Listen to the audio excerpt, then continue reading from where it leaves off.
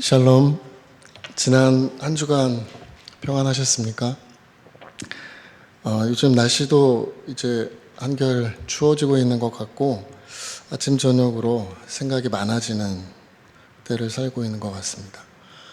아무래도 지나치게 덥거나 지나치게 춥거나 하면 그것에 이렇게 생각이 매몰되기 쉬운데 요즘은 아침 저녁으로 선선하니까 오히려 많은 생각들을 더 많이 하게 되는 것 같고, 그리고 이럴 때일수록 우리가 더 말씀에 집중하고 그리고 하나님께 더 가까이 나아가는 시간들을 갖는 것이 매우 큰 유익일 것이라고 생각합니다. 오늘 말씀을 마태복음을 읽었는데 공관복음서를 제가 한 번 더 읽어보도록 하겠습니다. 똑같은 내용들이 마가복음 1장에도 기록되어 있는데요. 마가복음에서는 오늘 우리가 읽은 이 본문의 내용이 매우 간략하게 그렇게 정리가 되고 있습니다. 마가복음 1장 9절에서 13절을 제가 빠르게 읽어보겠습니다. 그때 예수께서 갈릴리 나사렛으로부터 와서 요단강에서 요한에게 세례를 받으시고 곧 물에서 올라오실새 하늘이 갈라짐과 성령이 비둘기같이 자기에게 내려오심을 보시더니 하늘로부터 소리가 나기를 너는 내 사랑하는 아들이라 내가 너를 기뻐하노라 하시니라. 여기가 오늘 본문 내용입니다. 12절 성령이 곧 예수를 광야로 몰아내신지라. 13절 광야에서 40일을 계시면서 사탄에게 시험을 받으시며 들짐승과 함께 계시니 천사들이 수종들더라. 너는 내 하나님 여호와의 이름을 망령되이 일컫지 말라. 이거는 제가 따로 메모한 거네요. 네. 천사들이 수종드니라. 누가복음 3장에도 누가복음 4장 1절부터 13절에도 같은 내용이 기록되어 있는데 제가 한번 읽어보겠습니다. 누가복음 4장 1절 예수께서 성령의 충만함을 입어 요단강에서 돌아오사 광야에서 40일 동안 성령에게 이끌리시며 마귀에게 시험을 받으시더라. 이 모든 날에 아무것도 잡수시지 아니하시니 날수가 다함에 줄이신지라. 3절 마귀가 이르되 내가 만일 하나님의 아들이거든 이 돌들에게 명하여 떡이 되게 하라. 예수께서 대답하시되 기록된 바 사람이 떡으로만 살 것이 아니라 하였느니라. 5절 마귀가 또 예수를 이끌고 올라가서 순식간에 천하만국을 보이며 이르되 이 모든 권위와 그 영광을 내가 네게 주리라. 이것은 내게 넘겨준 것이므로 내가 원하는 자에게 주노라. 그러므로 내가 만일 내게 절하면 다 네 것이 되리라. 8절 예수께서 대답하여 이르시되 기록된 바 주 너의 하나님께 경배하고 다만 그를 섬기라 하였느니라. 또 이끌고 예루살렘으로 가서 성전 꼭대기에 세우고 이르되 내가 만일 하나님의 아들이거든 여기서 뛰어내리라. 10절 기록되었을 때 하나님이 너를 위하여 그 사자들을 명하사 너를 지키게 하시리라 하였고 또한 그들이 손으로 너를 받들어 네 발이 돌에 부딪히지 않게 하시리라 하였느니라. 예수께서 대답하여 이르시되 주 너의 하나님을 시험하지 말라 하였느니라. 13절 마귀가 모든 시험을 다한 후에 얼마 동안 떠나니라. 아멘. 제가 공관복음서 마가복음, 누가복음 그리고 마태복음을 다 읽어보았는데 내용이 흡사하죠. 근데 누가복음하고 마태복음은 조금 다른 부분이 있습니다. 혹시 그걸 캐치하셨습니까? 마태복음은 시험하는 순서가 이 돌이 떡이 되게 하라 했고, 두 번째가 성전 꼭대기에서 뛰어내리라 했고, 세 번째는 내게 절하면 이 천하 모든 영광을 내게 주겠다 했는데 이 누가복음은 두 번째, 세 번째 순서가 이렇게 바뀌어져 있어요. 마태복음은 기본적으로 주 독자층이 유대인들입니다. 유대인들을 대상으로 마태가 기록하였기 때문에 아마 그런 차이를 가지고 있을 것 같은데 누가복음은 상대적으로 나중에 이제 그 교회 안으로 들어온 주 헬라인들, 이방인들을 대상으로 쓴 글이라, 그리고 마태복음과 기록된 연대도 조금 더 차이가 나고, 어쨌든 저는 오늘 이 말씀을 쭉 이렇게 준비를 하고 정리하면서 몇 가지 우리가 다시 한번 생각해보고 또 마음속에 새겨야 될 그런 말씀들이 있는 것 같아서 오늘 말씀을 함께 나누는 그 생각을 하게 되니까 막 이렇게 좀 벅차오르는 그런 감정들이 있었습니다.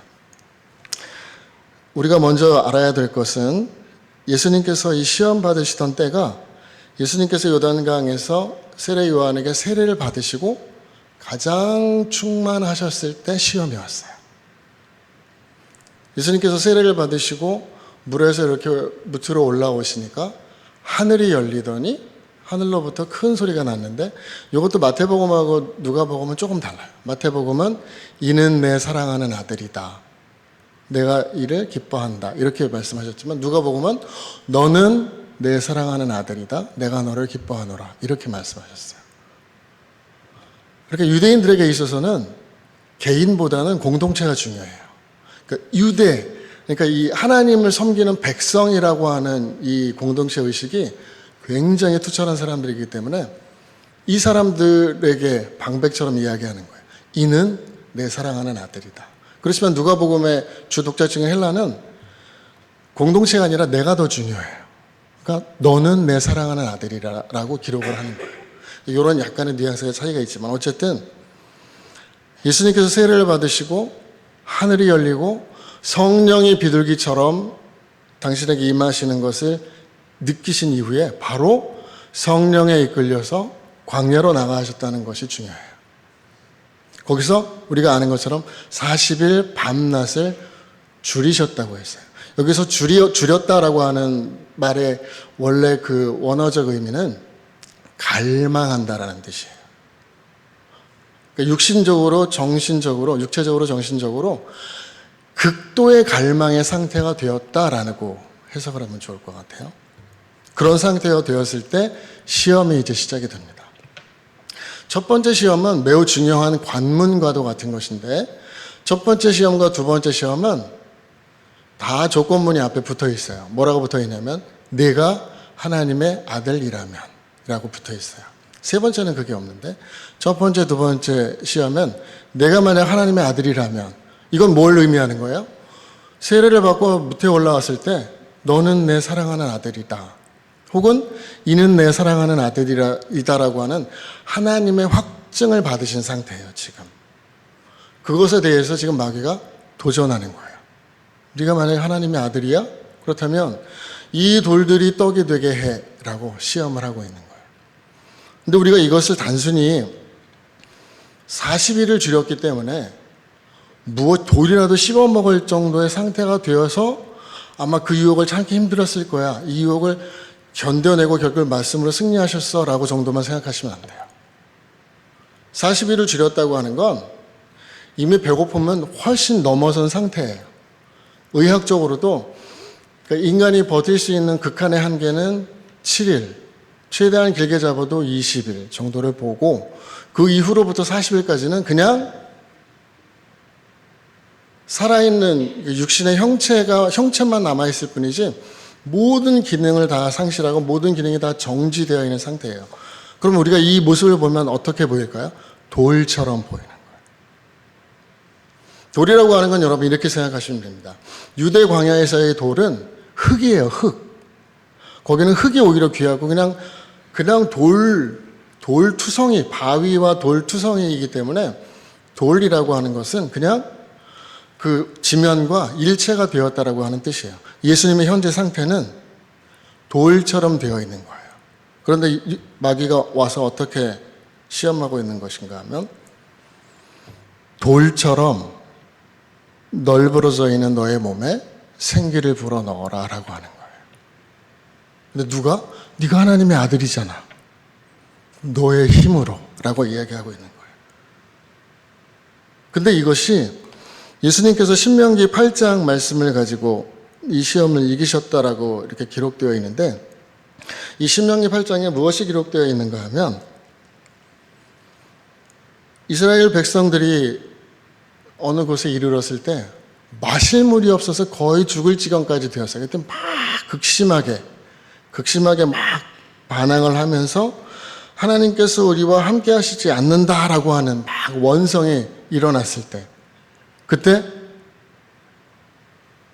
이 말씀들을 예수님께서 상기하면서 뭐라고 말씀하시는 거냐 하면, 마실 물이 없을 때 물을 찾지 말고 먹을 떡이 없을 때 떡을 찾지 말라라고 하는 거예요. 그 이야기는 무슨 뜻인가 하면, 하나님께서 이 말씀, 신명기 말씀에도 기록되어 있지만 하나님께서 너희가 유대 광야를 40년 동안 지나오면서 만나와 메추라기로 먹이신 이유가 있다라고 기록되어 있는데 뭐라고 했냐면 주 너의 하나님을 기억하게 하기 위해서라고 했어요. 제가 말씀한 군들을 좀 찾아서 읽어보겠습니다. 출애굽기 16장 출애굽기 16장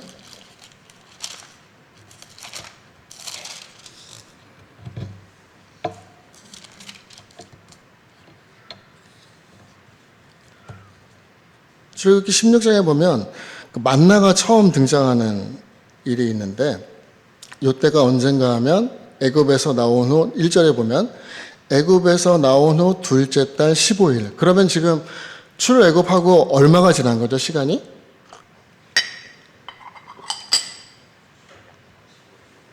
한 달 정도 지난 거죠. 6월절이 14일이죠.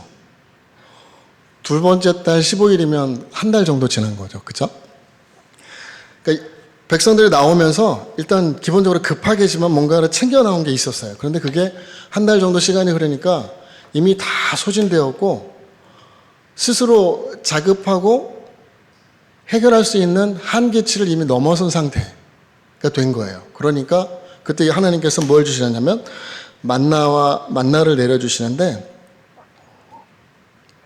그 만나를 내려주실 때 이렇게 기록을 하고 있습니다.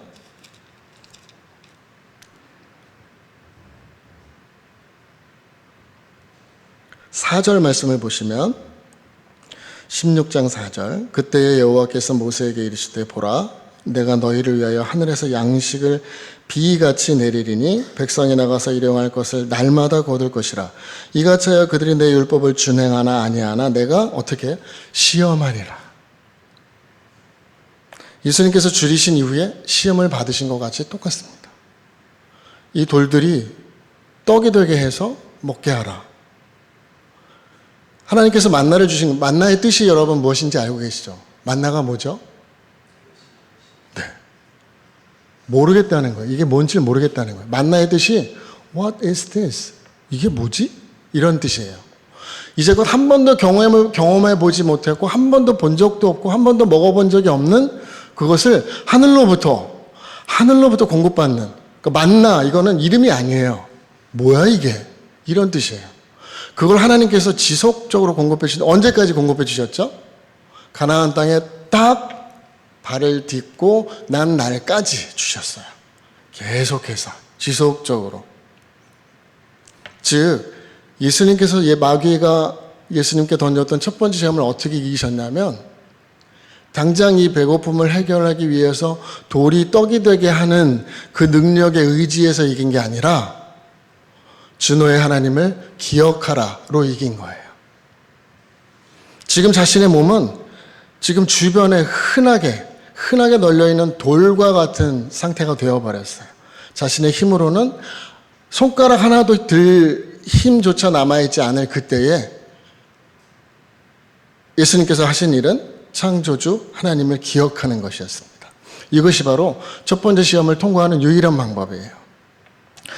이 시험이 통과되지 않으니까 이 시험을 예수님께서 이겨내시니까 마귀가 두 번째 시험을 하게 되는데 그것이 바로 성전 꼭대기로 데리고 올라가서 뛰어내리라라고 했어요. 성전이라고 하는 건 당시 유대 공동체의 중심입니다. 중심. 그 코어의 가장 정점에 이르게 해서 모든 사람들이 보는 앞에서 자신이 하나님의 아들인 것을 증명하라고 하는 거예요. 우리가 쉽게 생각하면 이것이 증명되면 예수님의 사역은 앞으로 탄탄대로가 열리는 거예요. 그렇죠? 모든 사람들이 보는 앞에서 자신이 어떠한 존재인가를 드러내는 거니까. 근데 예수님은 그렇게 하지 않으셔요. 항상 예수님은 거의 동일하게 매우 중요한 순간순간마다 자신을 감추시고 제자들에게도 이 일을 절대로 아무에게도 말리지 말라고 엄히 단속하셨어요. 자신의 정체성은 스스로 드러내는 것이 아니라 누구에 의해서? 하나님에 의해서 하나님의 때에 드러나게 될 때 하나님께서 그것을 들추실 때 계시라고 하는 게 뭐라고 했습니까? 뚜껑을 연다라고 해요. 뚜껑을 열어서 안에 있는 것이 무엇인지 보이게 한다라는 뜻이에요. 하나님께서 우리가 살아가는 삶 가운데 때때로 우리를 드러내 보이실 때가 있어요. 이렇게. 그건 하나님께서 하시는 것이지 우리가 스스로 우리를 드러낸다고 해서 드러나지는 게 아니에요. 그것은 허상일 뿐이에요.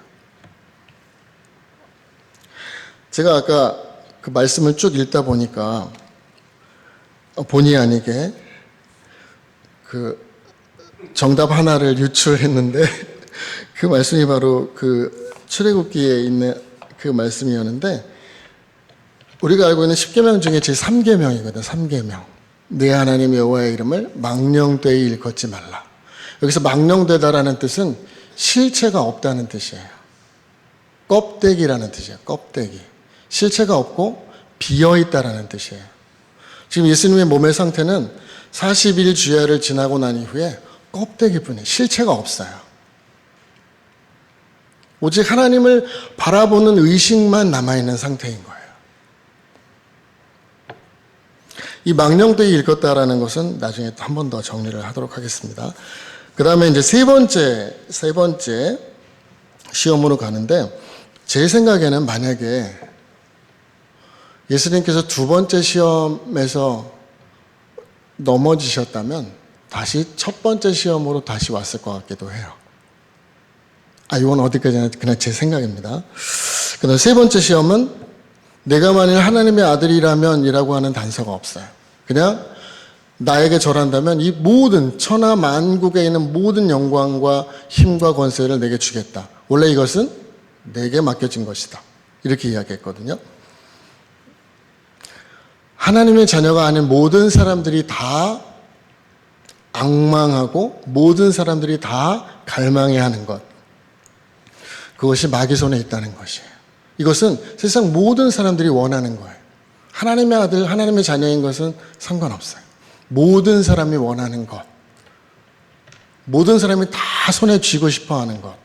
물론 저는 물론 이렇게 생각합니다. 제 안에는 하나님의 자녀로서의 선의가 있기 때문에 만약에 그것이 나에게 주어진다면 저는 여러분들에게 매일 용돈을 1억씩 드릴 수 있습니다. 집도 좋은 집을 사드리고 차도 좋은 차 사드리면서 열심히 나아가서 복음을 전파하러. 왜냐하면 우리가 일상에 너무 쫓기다 보면 원하는 마음은 있지만 우리 안에 그런 선한 갈망과 열망들이 있지만 정말 생각만큼 우리의 열정만큼 우리가 이렇게 하나님 일에 뛰어들지 못하는 때가 많이 있잖아요, 사실은. 그럴 때 여러분들이 자유로운 몸이 되어서 적어도 먹고 사는 일에는 아무런 걱정 없이 특히 우리 김한희 목사님 제가 월급 한 달에 1,000만 원씩 지속적으로 공급해주고 목사님 나가서 마음껏 선교 사역을 펼치십시오. 이렇게 하고 싶죠. 하나님은 그러한 방법을 사용하지 않으세요. 돌이 떡이 되게 해서 그러한 것들을 사람들에게 나눠준다고 해서 그것이 아무런 의미가 없어요. 왜냐하면 그것은 망령된 것이기 때문이에요. 실체가 없어요. 일순간 우리의 몸을 힘이 나게 하고 에너지를 공급해 주는 것 같고 이것만 있으면 내가 앞으로 얼마든지 살아갈 수 있을 것 같은 확신을 주는 것 같은 그런 것일지라도 이것은 비어있는 것이에요. 망령된 것이에요. 하나님께서는 그러한 방법으로 절대 역사하지 않으십니다.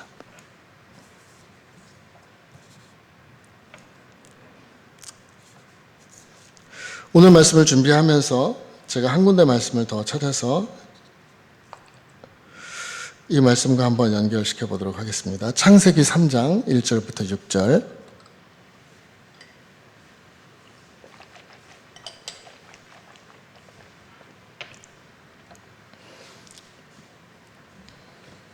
저와 여러분의 생각이 좀 다를 수는 있겠지만 한번 들어봐 주시기 바랍니다. 창세기 3장 1절부터 6절에 그 유명한 말씀들이 있습니다. 그런데 뱀은 여호와 하나님이 지으신 들짐승 중에 가장 간교하니라. 뱀이 여자에게 물어 이르되 하나님이 참으로 너희에게 동산 모든 나무의 열매를 먹지 말라 하시더냐. 동산 모든 나무의 열매, 이 모든 나무의 열매 중에는 모두 포함되어 있냐면 우리가 잘 잊고 사는데 생명나무가 포함되어 있어요. 원래 우리는 그 생명나무의 열려있는 열매를 얼마든지 무시로 우리가 원하는 때에 먹을 수 있었어요. 그러니까 우리가 가장 완벽한, 가장 풍족하고 풍요로운 때에 뱀이 와서 시험을 하고 있는 거예요. 2절 여자가 뱀에게 말하되 동산나무의 열매를 우리가 먹을 수 있으나 3절 동산 중앙에 있는 나무의 열매는 하나님의 말씀에 너희는 먹지도 말고 만지지도 말라 너희가 죽을까 하노라 하셨느니라. 4절 뱀이 여자에게 이르되 너희가 결코 죽지 아니하리라. 5절 너희가 그것을 먹는 날에는 너희 눈이 밝아져 하나님과 같이 되어 선악을 알 줄을 하나님이 아심이니라. 6절 여자가 그 나무를 본즉 먹음직도 하고 보암직도 하고 지혜롭게 할 만큼 탐스럽기도 한 나무인지라. 여자가 그 열매를 따먹고 자기와 함께 있는 남편에게도 주매 그도 먹은지라. 여러 가지로 해석할 수 있겠지만 오늘 마태복음 4장 1절부터 11절까지의 말씀을 읽고 난 후에 이 말씀을 읽으니까 저는 이 말씀이 어떻게 읽히냐면 하나님께서 모든 것은 다 허락하셨지만 선악을 알게 하는 나무의 열매만큼은 먹지 말아라. 이유는 너희가 먹는 날에는 죽는다라고 하셨어요. 그 이유는 뭐냐면 죽음이라는 건 우리가 아는 것처럼 하나님과의 단절을 의미해요. 단절. 육신이 사라지는 걸 의미하는 게 아니에요. 하나님과의 단절을 의미하는데 여기서 지금 마귀는 뭐라고 이 여인을 속이고 있는가 하면 너는 이미 하나님의 형상대로 만들어진 절대로 소멸되지 않아. 죽지 않아. 너는 실체가 있고 그래서 너는 속이 꽉 차 있고 너는 얼마든지 이것들을 취할 만한 자격이 있어라고 속이는 거예요. 그래서 실제로 그 존재는 어땠어요? 하나님이 떠나시면 비어있는 거예요. 실체가 없어요. 속이 완전히 텅텅 비어서 껍데기뿐인 거예요. 그럼 우리가 여기서 무엇을 생각할 수 있는가 하면 이 여인은 나를 지으신 창조주 하나님을 기억하는 거예요. 선악을 알게 하는 나무의 열매를 먹지 말라라고 하는 건 창조주 너의 하나님을 기억하라라고 하시는 말씀이에요. 그런데 그 하나님을 스스로 저버리고 결국은 어디로? 죽음의 길로 나아갔어요. 자신의 판단과 결정에 의해서. 우리는 살아가면서 늘 이런 순간들을 맞이하게 됩니다. 가장 위험할 때는 우리가 가득 차 있다라고 느낄 때입니다. 내가 뭔가 할 수 있을 것 같고 당장이라도 내가 어떤 영향력을 끼칠 수 있다라고 생각하는 그때에 가장 큰 시험이 닥쳐온다고 저는 생각해요. 왜냐하면 하나님께서 그때마다 우리에게 무엇을 상기시켜 주시냐면 내가 어디로부터 왔고 어디로 가는 존재인지에 대해서 생각하라고 하시는 거예요. 지금 예수님께서 하필이면 공생애를 시작하시는 그 첫 단계에서 40일간의 그 혹독한 시험을 경험하셨던 이유는 마찬가지예요. 너의 앞으로 펼쳐질 공생의 사역 기간 동안 이 일을, 오늘 있었던 이 일들을 절대로 잊지 말아라 라고 하는 거예요. 내가 어디로부터 와서 어디로 가야 할지에 대해. 자, 그럼 마지막으로 이렇게 정리해 보겠습니다. 우리가 세례를 받는데 여러분 세례의 의미에 대해서 잘 알고 계시잖아요. 세례는 뭐죠? 세례를 받는 의미가 뭐예요? 죽음에서 다시 부활하는 거예요. 세례는 엄밀하게 말하면 우리가 욕심을 약식으로 하지만 침례에 완전히 물속으로 들어갔다가 나오는 거예요. 당시의 세례도 그랬어요. 침례였어요. 우리가 물속에 들어가 있으면 할 수 있는 게 아무것도 없어요. 그렇죠? 그 안에서 견딜 수 있는 시간도 얼마 되지 않아요. 다시 나왔을 때 결국 우리가 새로운 생명, 새로운 삶을 부여받게 되는 거예요. 이 40일간의 시험도 마찬가지로 40일 동안 줄였다고 하는 건 이미 모든 것을 다 소진하고 모든 것을 다 쓰고 난 이후에 그저 지천에 널려있는 돌덩이 중에 하나와도 같이 되었다라고 하는 뜻이에요. 그것을 다 겪고 나신 후에 결국은 예수님께서 그 모든 공생의 사역을 성공적으로 마무리하시고 어디까지 가셨습니까? 십자가에서 물과 피를 다 쏟으시고 자신이 시험을 받고 40일이 지난 이후에 자신의 몸이 마치 이 돌덩이 중에 하나와도 같이 된 그 똑같은 경험을 지금 십자가 위에서 하고 있는 거예요. 물과 피를 다 쏟고 나니까 그냥 껍데기만 남아있는 상태. 그때 주님은 누굴 결국 누굴 바라보셨어요? 다 이루었다라고 말씀하신 이후에 엘리 엘리 사박다니, 주여 나를 구원하소서. 그리고 이 모든 것들이 다 연결되어 있다라고 생각해요. 우리가 살아가고 있는 삶 가운데 우리가 신앙한다, 믿음으로 살아간다라고 하는 것은 우리가 끊임없이 이것들을 기억하는 거라고 저는 생각했어요. 우리가 누구인지를 먼저 기억하고 우리가 어디로부터 와서 어디로 가야 할지에 대해 하나님 안에서 명확하게 알고 있어야 하는 것, 이것이 믿음의 첫 걸음이어야 된다고 생각합니다. 우리가 늘 길을 잃고 방향을 잃고 헤매게 되는 것은 여기에서 떠나 있기 때문이에요. 사실 지금 이 자리에는 저보다 선배이신 누님과 형님들도 앉아 계시고 저의 또래 또 후배들도 앉아 있지만 저도 이제 내년이면 딱 60이 됩니다. 제가 벌써. 저도 놀랐습니다. 이렇게 지나 보니까 그러니까 모든 분들이 다 살아오신 자신들의 그 발걸음들을 돌이켜보시면 다 그런 감정이시겠지만, 내가 정말 60년을 이렇게 살아온 것이 기적이다. 그런 생각이 들어요. 어쩌면 날마다 이 60년이라고 하는 그 시간을 살아오면서 날마다 막 돌이 떡이 되게 하기 위해서 막 그리고 애쓰고 막 그냥 아등바등 그렇게 살아왔던 그런 시간들은 아니었을까라고 하는 생각들을 자꾸 하게 돼요. 그럴 때 하나님께서 이렇게 우리에게 말씀해 주시는 거라고 생각해요. 저와 여러분에게 창조주 너의 하나님을 기억하라.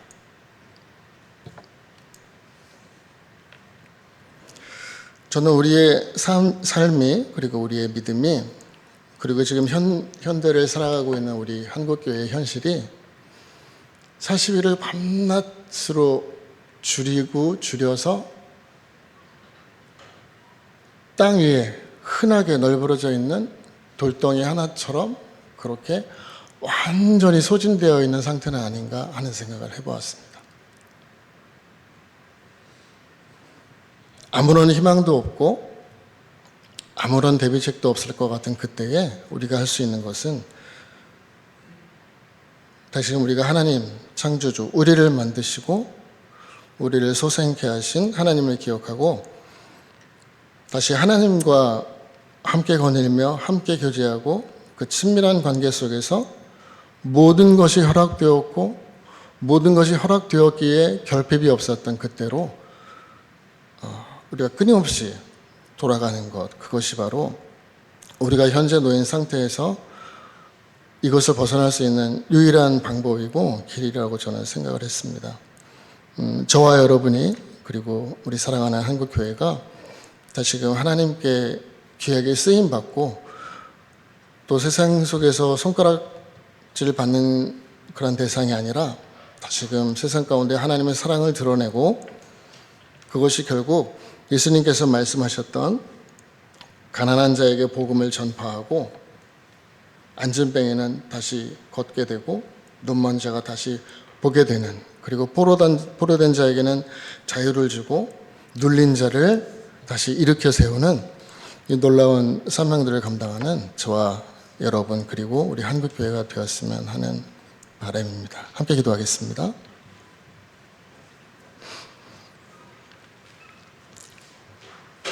하나님 아버지 은혜를 감사합니다. 때때로 우리가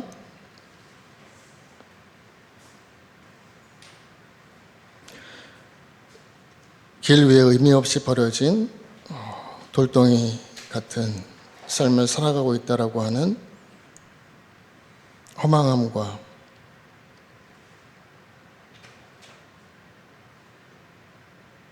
어려움을 느끼며 살아가는 때가 많이 있습니다. 주님, 하나님께서 우리를 이러한 가운데 두신 것은 우리가 다시금 눈을 들어 우리의 마음을 열어 창조주 하나님을 기억하고 또 우리를 만드시고 우리 가운데 생명을 주신 하나님을 다시금 바라보게 하는 하나님의 뜻인 것을, 인도하시는 것을 다시 한번 깨닫게 됩니다. 아버지, 우리가 또 우리 가운데 많은 어려움들을 겪으며 또 자신의 힘으로는 어찌할 바를 알지 못한 채 그렇게 허망하게 하루하루를 살아가고 있는 이들도 있는 것을 압니다. 주님, 그 마음들을 헤아려 주시고 그 마음들을 위로하여 주시고 또 하나님께로부터 공급되어진 평안함과 또 힘을 통해 다시 한번 일어설 수 있는 힘을 주시기를 주님 소망합니다. 주님 함께하여 주옵소서. 우리가 늘 말씀에 의지하며 살아가게 주님 도와주시고 우리를 혼자 두지 아니하시고 예수께서 모든 시험을 마치신 이후에 천사들이 나와 수종 들었던 것처럼 우리의 삶 가운데 함께하시고 우리의 삶을 붙드시는 하나님의 은혜가 우리 가운데 충만하게 임하실 것을 믿고 주님 소망합니다. 함께하여 주옵소서. 예수님의 귀하신 이름으로 감사하며 기도하였습니다. 아멘.